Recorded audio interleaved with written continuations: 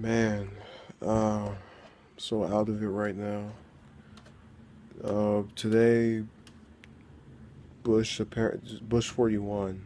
I'll make that distinction.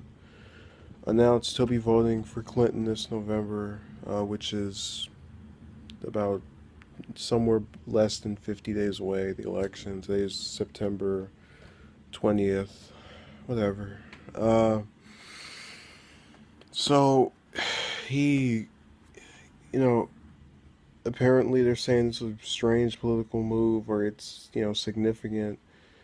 My whole thing is, you get to a point where you just don't care anymore. I mean, he's has no more offices to run for, nothing else to, be politically expedient about. It's just he has nothing to lose.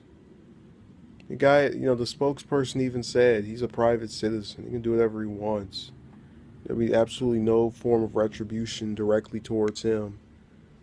And I think it'd be really sleazy to do something against the Bush family over him endorsing, somebody that's not a Republican or, supporting someone that isn't of his party after the, decades and decades of loyalty he had to, that fraction.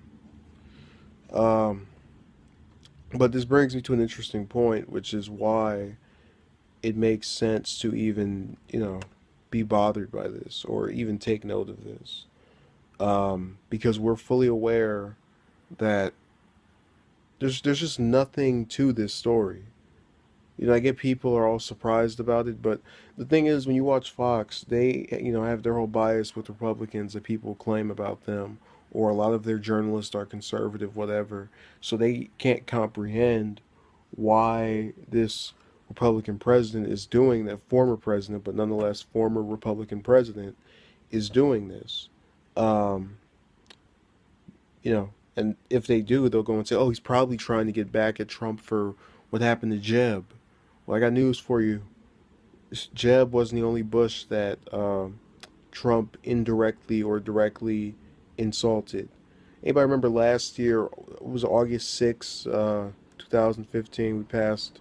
Again, it's been a year. It was the first debate, and Trump specifically said, and I remember it very well, that the last few months of Bush 43's presidency basically gave Obama leeway to win the presidency back in 2008.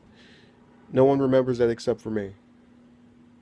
Uh, or that time that Trump was asked, out of the out of the presidents of the last 20 years, who's been the best, and this is after he becomes you know GOP candidate for president last year. He said Clinton was better than Bush 43. And if you don't believe me, again, comment. I'll post a link. Nothing I'm saying is not factual. And it befuddles me that people have this bias to where they think, oh, well, if someone says something contrary to what Trump is saying now, that must be a fallacy. And I'm not trying to use this to make him sound like a liar or anything, but it's to say that there's been times where he's indirectly shown some type of indifference or otherwise preference to someone that wasn't a Bush. And I just gave you two examples. There are probably more out there if you go and watch his speeches. If I remember correctly, the only thing he really has said so far that was kind of a complimenting of any of them was when he said Barbara Bush should be running for president in position of her son during that South Carolina debate earlier this year, I think back in February. And that's still an insult towards her sons, because she was campaigning for him.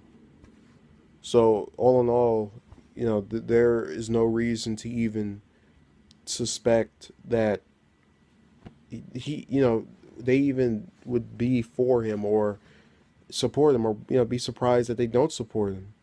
You should expect that they wouldn't support him because of what he said. Um, how does this affect the race?